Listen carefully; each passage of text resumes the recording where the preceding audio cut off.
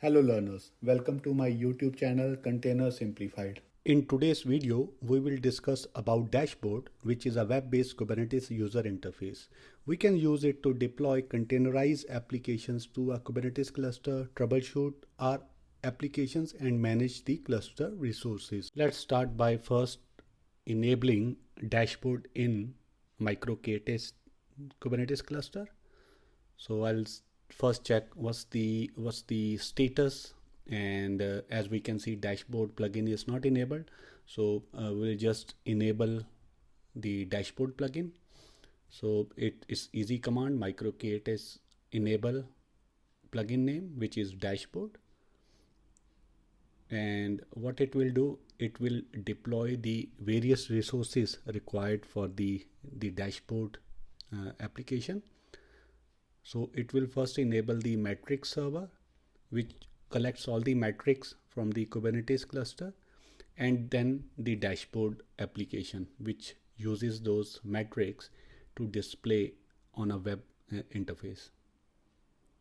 So as you can see, it deployed some service accounts, some roles, some role bindings, and finally the deployment.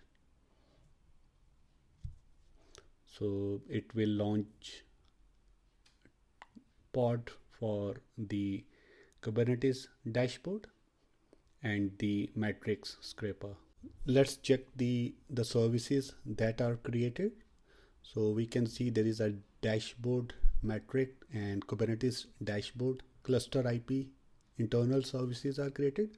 So for this exercise, we will expose this service as a node port service so that I can then launch in our browser. So there is another way of just issuing the command of kube proxy. So using that as well, we can access this service, but I will create a node port service. So we can just export the Kubernetes dashboard service into a YAML file, and then I'll edit this YAML file and remove the cluster IP attributes. So I'll delete these. I will also change the cluster IP, the service type from cluster IP to node port. And I will also rename this service from Kubernetes-dashboard to Kubernetes-dashboard-np for node port. Let's save this and create this new service and check the number of services we have now. And there should be another service for Kubernetes dashboard node port type. So yeah, a new service is created. So, and this is the node port.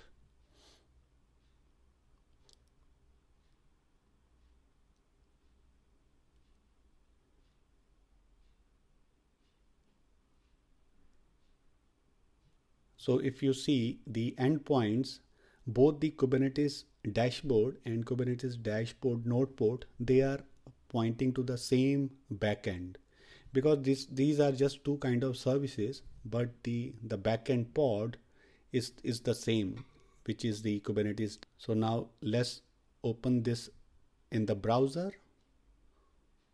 So we will just accept the warning message, which is with the internal CA certificate. So we can use either the token or the kube config file.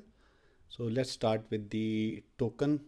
So we have to first generate a token. So I will create a new service account in the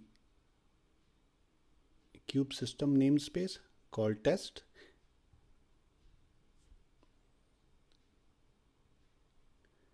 And I will then create a new cluster role binding and give this service account a cluster role of view, which is already provided by the Kubernetes Kubernetes when it was installed.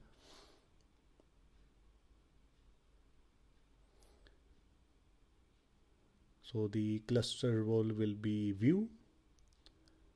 I have given the cluster role binding test cluster role. You can just give any name, and the user will be system service account Kube system, which is a namespace, and a name, which is a test.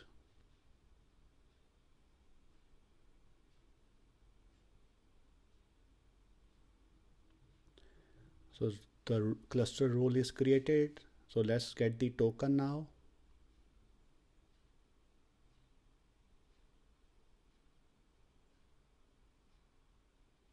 So we will just copy the token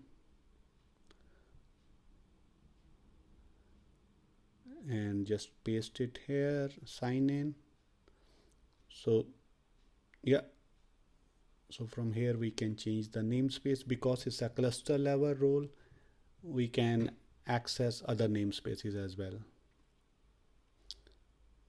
So we can see on the left hand side, so various Kubernetes resources are there. So we can check the status of those.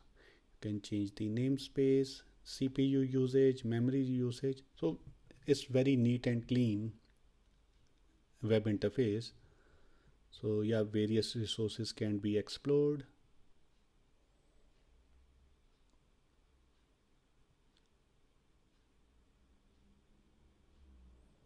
And there is the option of using the kube config file. So we can just easily generate the kube config file using micro-k-ts config and save it to a file. And in the web user interface, I will redirect to this file. So let's give the path of the kube config file, and yeah, we are able to log into the dashboard, and we can see various resources. I hope you will find this video useful on Kubernetes dashboards, and I will be back soon with another video on Kubernetes. Till that time, take care. Thank you.